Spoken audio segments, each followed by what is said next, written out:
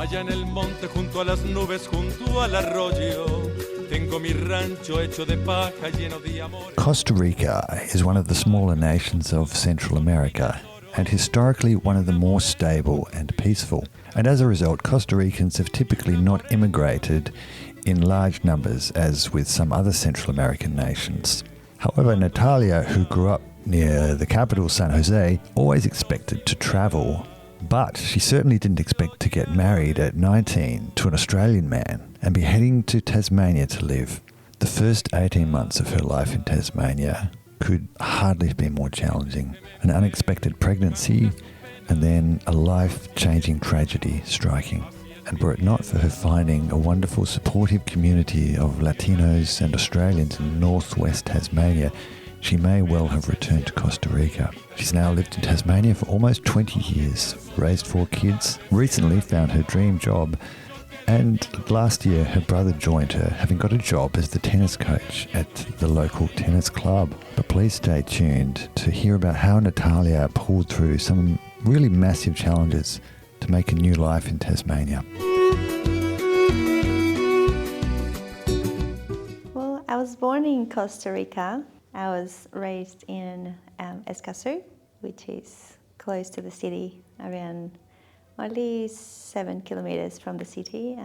So when you say city, you mean the capital city, Capital San city. Jose? Oh, San Jose, yes. So raised close in the city and beautiful part of Escazú, close to the mountains. My upbringing, I remember playing a lot outside of home. I don't recall, my childhood was beautiful memories of playing with my neighbours most of the time after school until it was dark and I was hungry. And what sort of neighbourhood did you grow up in? Like, what was it like? It felt safe. There were a few families within, walking distance that had children my age. So we will, do things together often and walk to school together. And I lived there until I was 12 years old. And I really liked it. It was walking distance to most things. And I remember, enjoying that neighborhood. And then when I was 12, my mom moved house, like 3 Ks from that place. And it was a new neighborhood. And I was also transitioning into high school. And then high school started.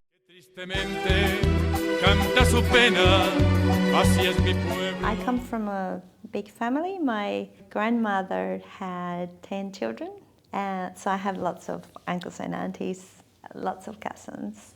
So there were a lot of gatherings where I would go to my auntie's house for lunch, and everyone would turn up, and there was lots of family, lots of food, lots of dancing. And I will be a regular, that will be the normal, yes. Particularly one of my aunties, she was very hospitable, and everyone just turned up at her house often, and we will have, play in her backyard and eat lots of food. They'll have, chickens growing in the property and just, kill a couple for the feast, and we were always just witnessing all of these. Everyone helped with the cooking, everyone helped looking after the children, and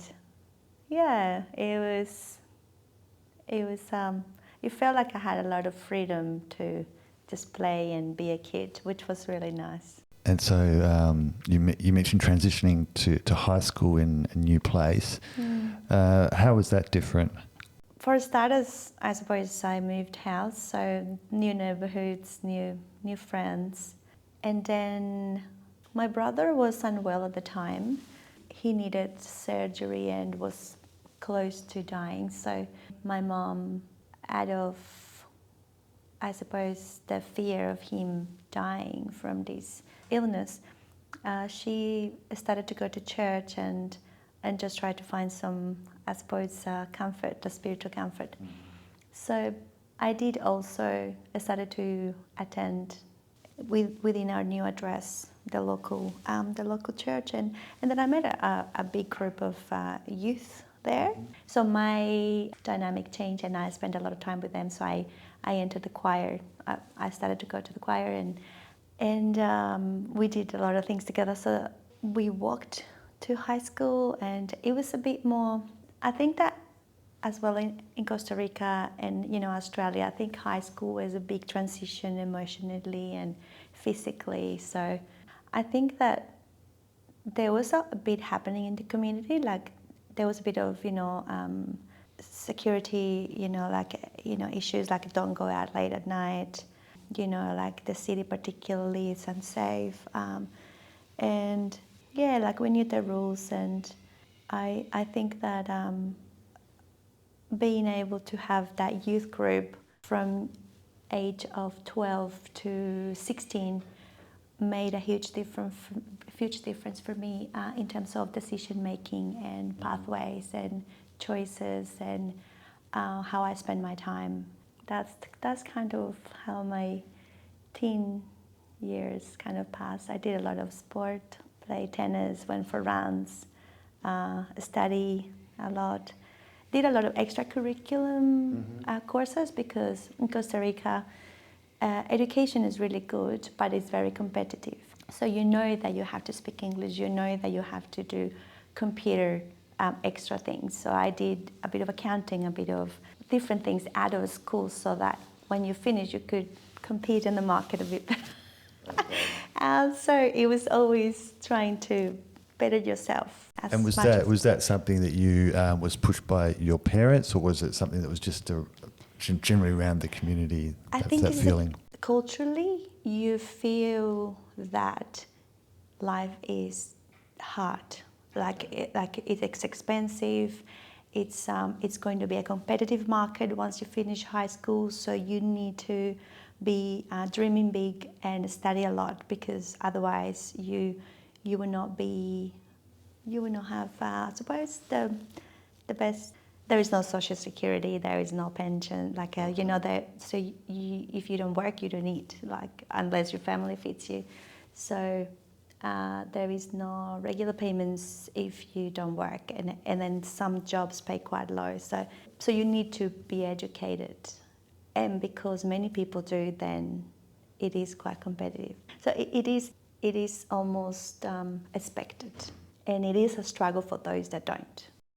Did you have many brothers and sisters? I had 2 brothers, yeah, older than me, my mom's previous marriage, and we are 9 and 10 years apart. So I was the youngest. I didn't grow up with my father, he was absent.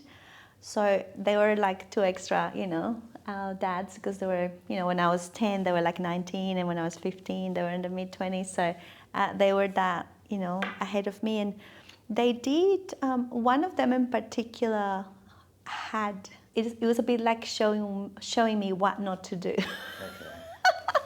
And he got himself into a bit of, sticky situations. And I think that it was hard to see, I suppose, what the consequences of bad choices. And I also had other family members who, uncles or cousins that made very poor choices.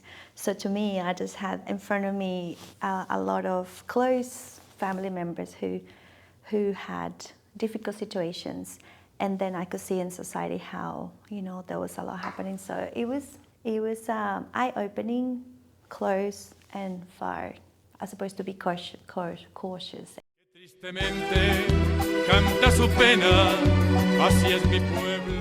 I always knew that I wanted to study, but that was more because of the pressure, socially, and excel and graduate. But one thing that I always knew is that I was going to travel. I knew I would not leave.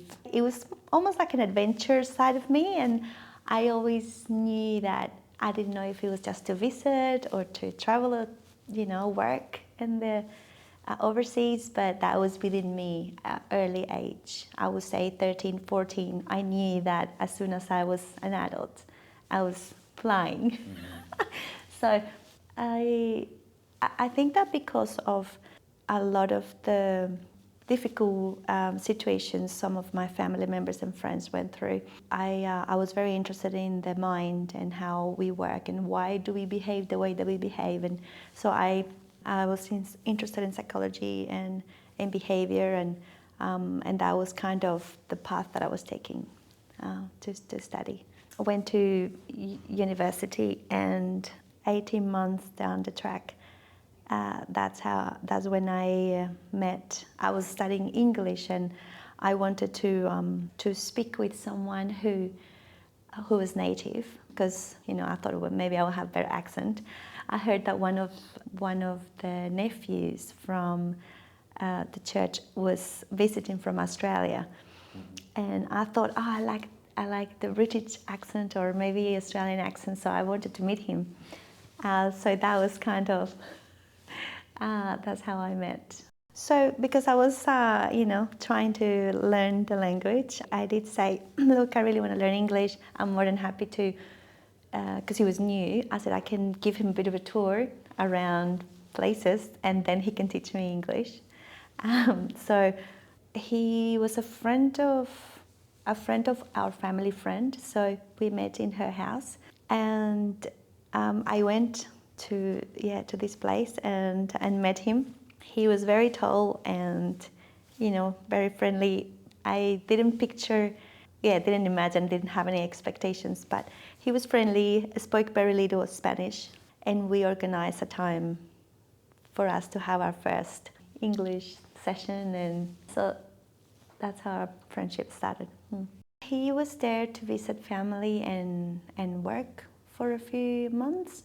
So we met while he was with his uncle, and we did some volunteer kind of mission work together.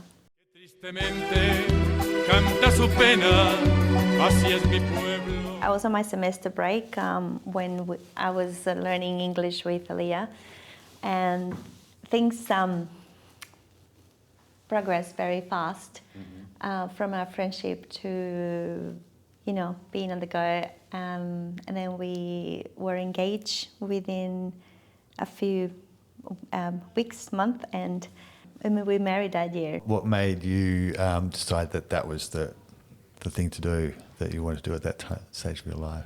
I never thought I would marry young. I was that kind of person that will say in high school, family and children, that was far away from my liking and my plans. Never planned that.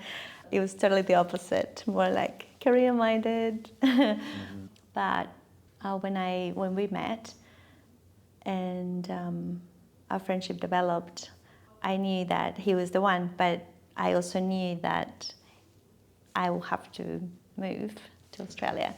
That's where his work was. That's where his language and everything, and I was happy to travel anyway. So so my career took a break, like a pause button, and that was a drastic move. I was only 19. When you were coming here, how did you imagine it was going to be? I've only ever visited Panama before that, so I didn't have much experience from other cultures or other places. So I didn't know what to expect.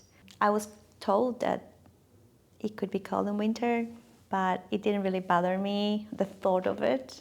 I think that at that age I was just excited and didn't really mind changes. I was adaptable. I could adapt easily to change and different things. So I thought I would be okay. I was positive. What did you do when you first came to Tasmania? How did things go, I guess? Well, I was unexpectedly expecting our first baby. So that was a whole new world also for me, and away from home. So it involved doctor's visits, but my English was very poor. I couldn't hold a conversation. I found very hard to understand. When people talked to me, it was really difficult. I couldn't even answer the phone and take notes of what was said. Couldn't understand the radio, the news.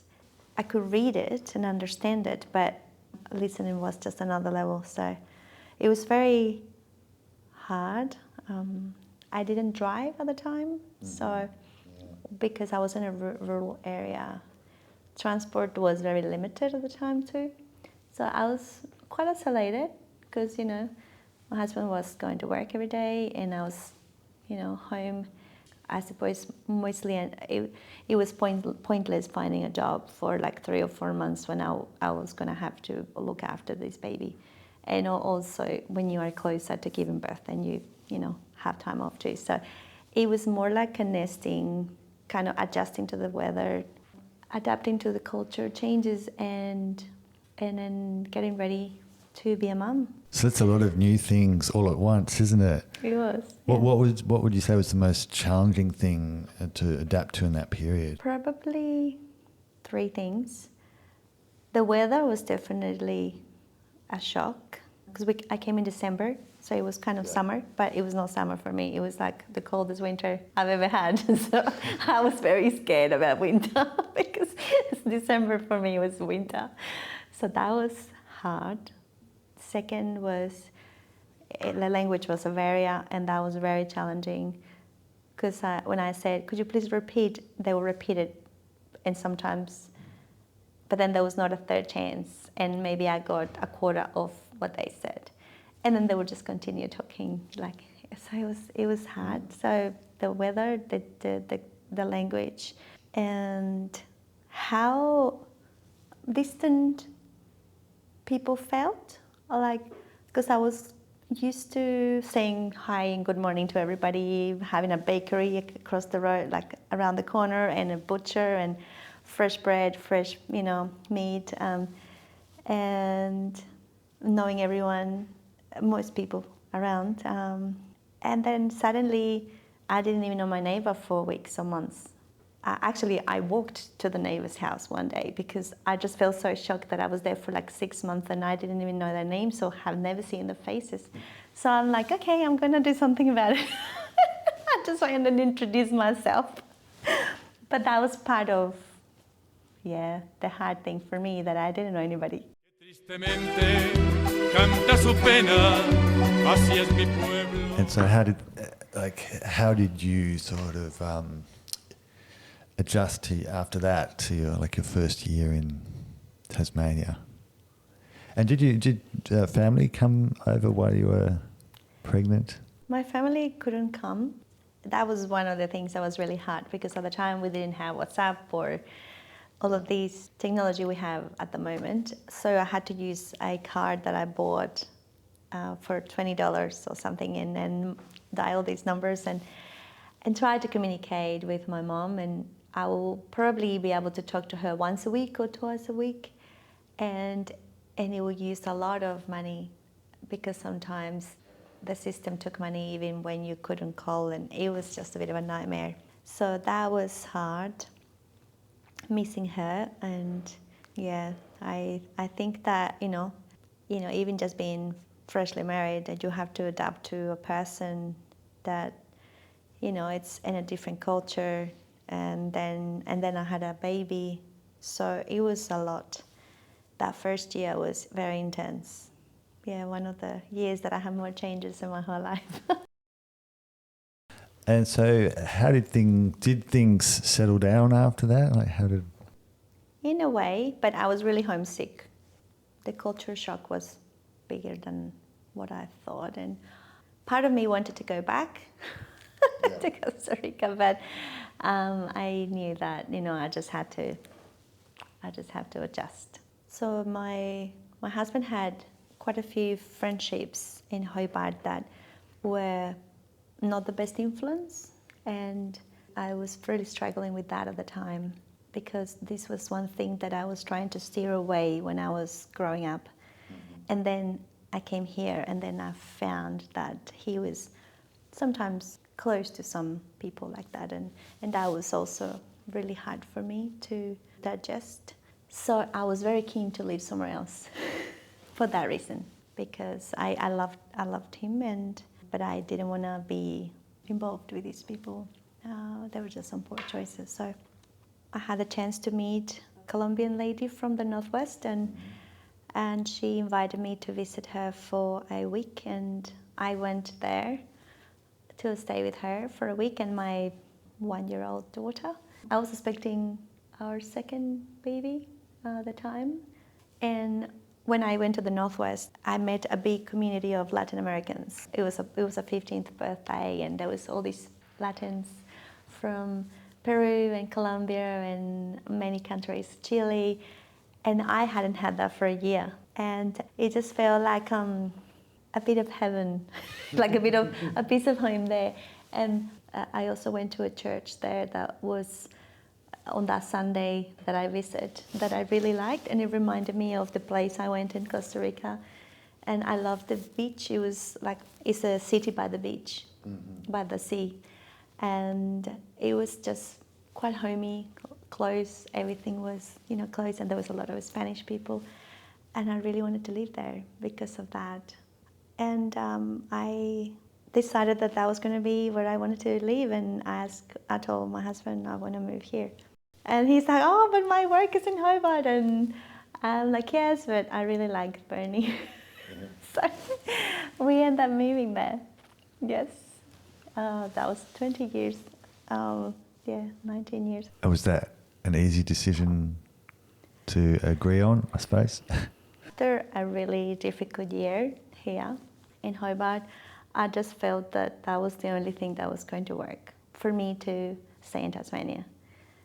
And because I could still compromise the weather, but then at least I felt that I had a network.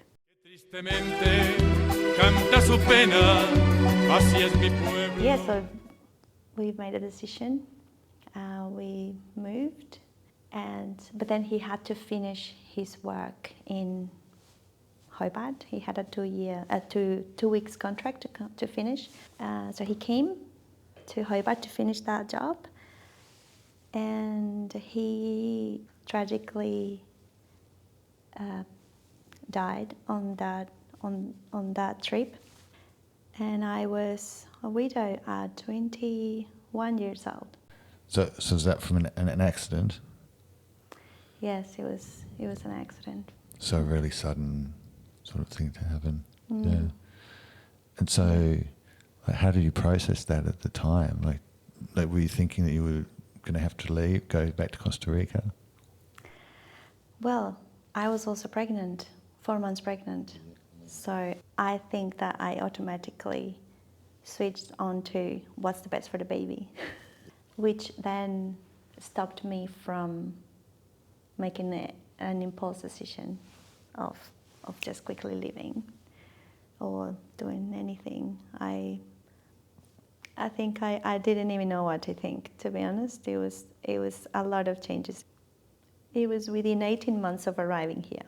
So, and I was in a new city, but thankfully I had a group of Spanish and Australians that were very quickly very close and supportive to me. So that made a huge difference. I wanted to go to Queensland just because I thought the weather would be similar. But the pastor at the time said to me, look, you're free to, go wherever you like, but maybe just have a think about it. He said to me, how about if you have, think about having the baby here where you can be supported by all these people that love you. And then once you process and grieve and give birth, then you can make an informed decision. And I think he prayed for me, and they were really supportive in so many ways from the word go. And that helped me to not rush into anything and just process things slowly. A lot of crying. Yeah. So did having that kind of support network, did that help you make the decision to stay in Tasmania? That helped me through the next few months, to just not rush into making any moves. And then I was very determined to get my license because that was a priority, especially with 2 children. So I had some volunteers that were helping me with my hours. It was 50 hours at the time. But I really needed to speed up the process because it was closer to me giving birth.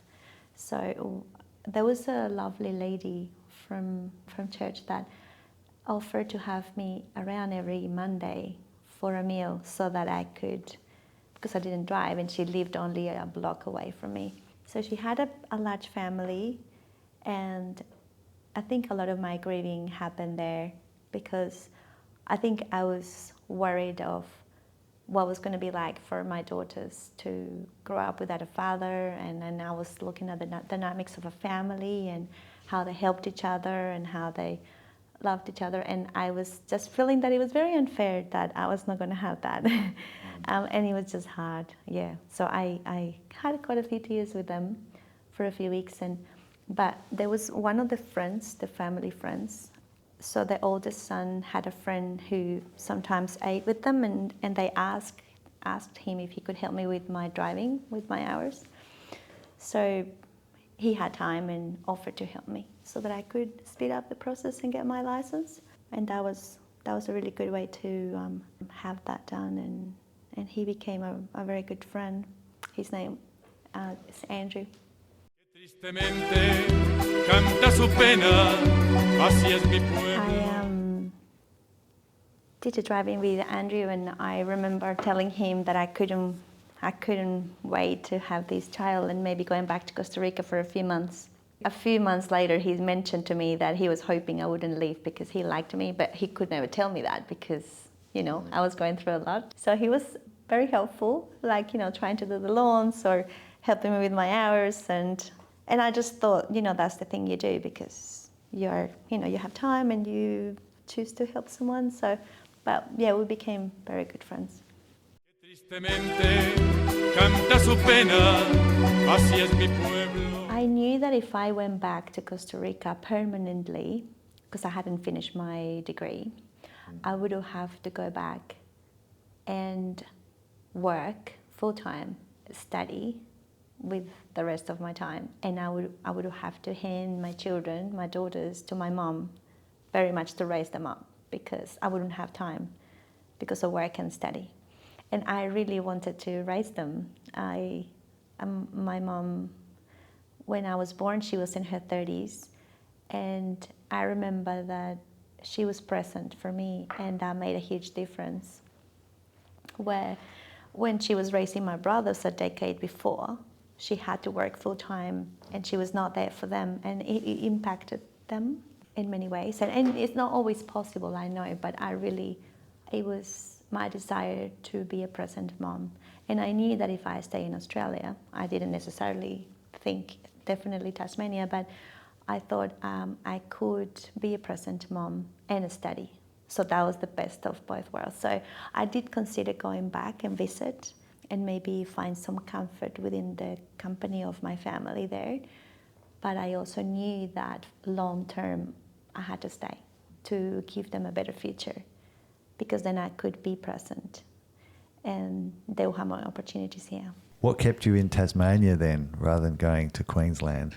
Well, this friend, Andrew, who helped me with my driving and was wishing that I didn't leave, I noticed how he had a lot of qualities that I didn't think I will find in a young man, because, they're often immature. And, he was responsible and he was not, into partying. He played music. I love that skill. He played the piano, and he had good manners, and he was interested in learning, language, and he was intelligent.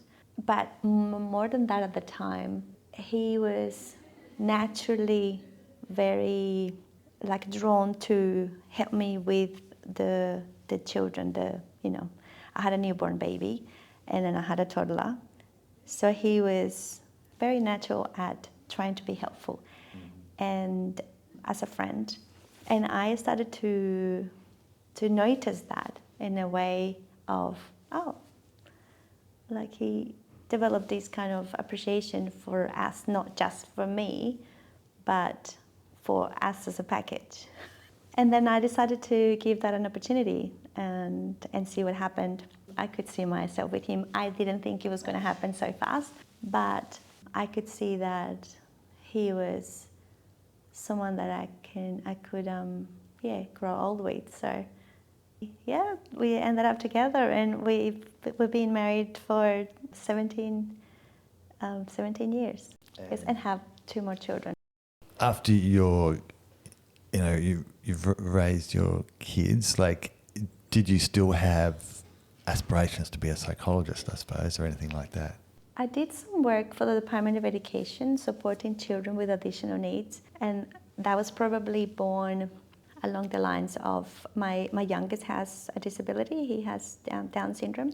I was exposed to a lot of early intervention services and support, so I ended up, in schools helping children with, the learning difficulties, and that was really rewarding and a lot of great learning for my own child. Then worked here for a company in Hobart called Lips Ahead Early Intervention. They do therapy for children, so I was a therapy assistant for applied behavior analysis.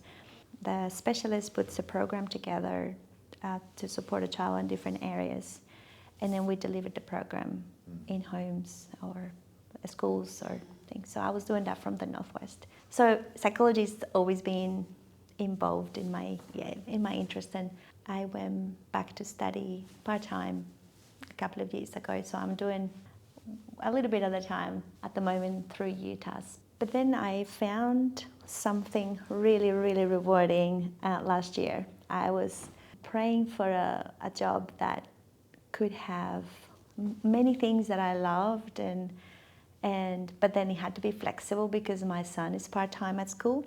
He can't go full-time. It's too much. So I was hoping for a job that had flexible hours, but that I can work to make an impact in children, a job that was meaningful and fulfilling, and that I can use the skills that I've learned over the years, and that I can also have possibilities and options to grow academically and professionally. So I found it, or the job found me last year, and I am just so happy doing it. I work for Fostering Hope. They are based in Hobart as well. What they do is they support children in out-of-home care. They support the carers, provide mentors for the children, and it's a program that is, making a difference in the community, supporting the most needed, and I am just really blessed to be part of it.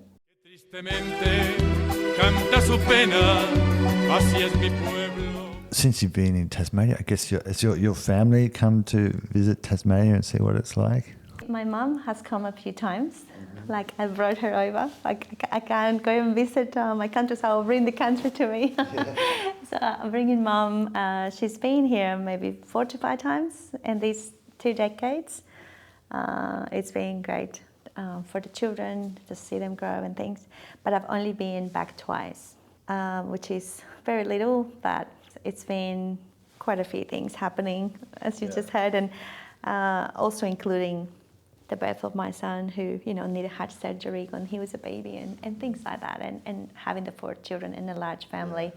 But we went back to Costa Rica 4 years ago, 3.5, and 2 of our daughters went to high school there for a term to polish up their Spanish and experience the culture. They loved it.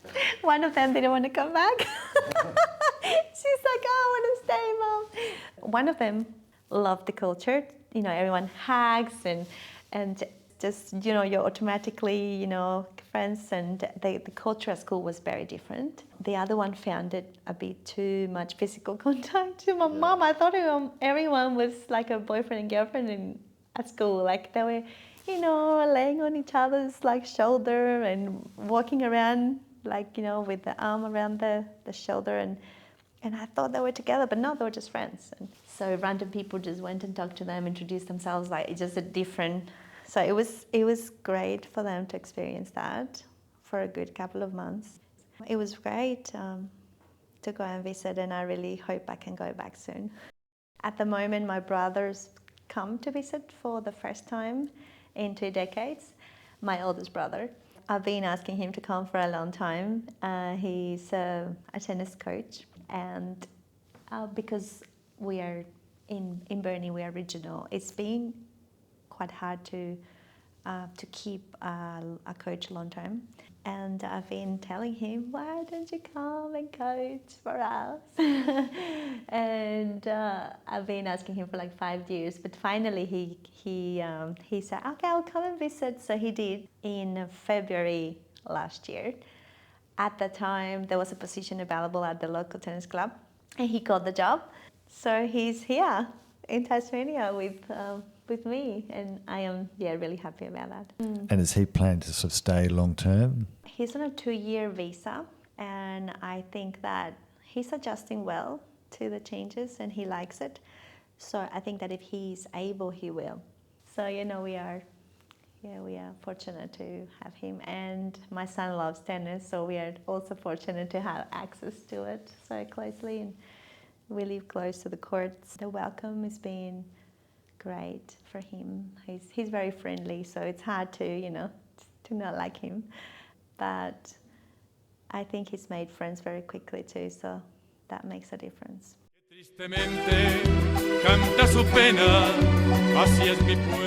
What would you say are the biggest difference culturally between, say, Costa Rica and Tasmania / Australia?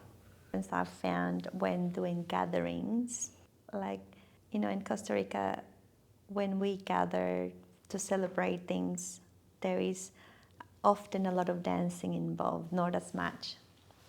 It could be drinking, like, there is drinking, but there is also a lot of dancing and a lot of movement rather than standing and just talking. So that's a big difference. The food is also quite different. You mentioned that up in Burnie there was this kind of great Latin American community that you connected with. Is there still that kind of community there? Yes.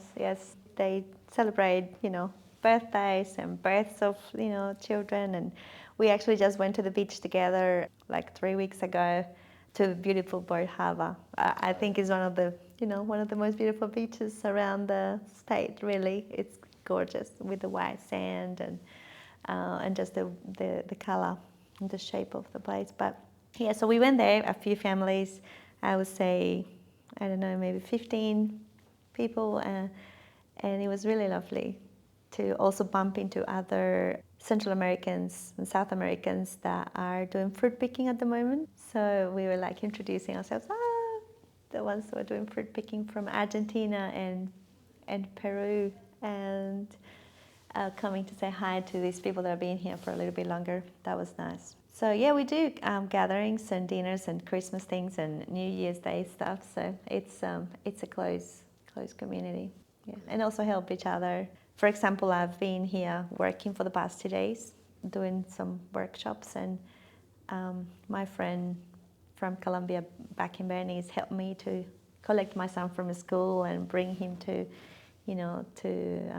home, and they had a little play day yesterday so that my husband could have him when he finished work, and so we help each other in that way.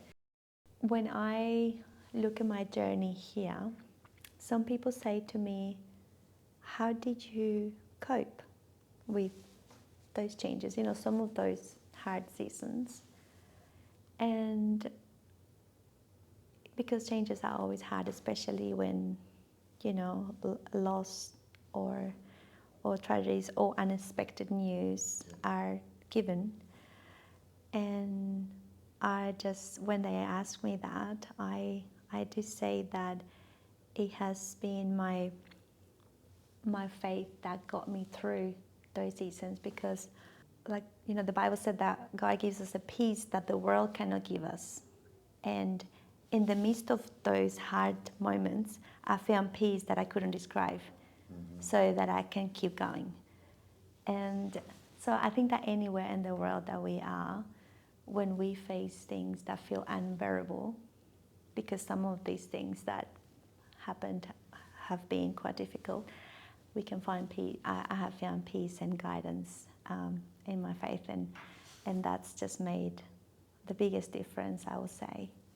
So it's a big piece of my puzzle, and the reason why I'm still here, standing. Allá en el monte, junto a las nubes, junto al arroyo, Tengo mi rancho hecho de paja lleno de amores. Mis 4 vacas, mi potro blanco son mi tesoro. Y una morena, 4 guilitas.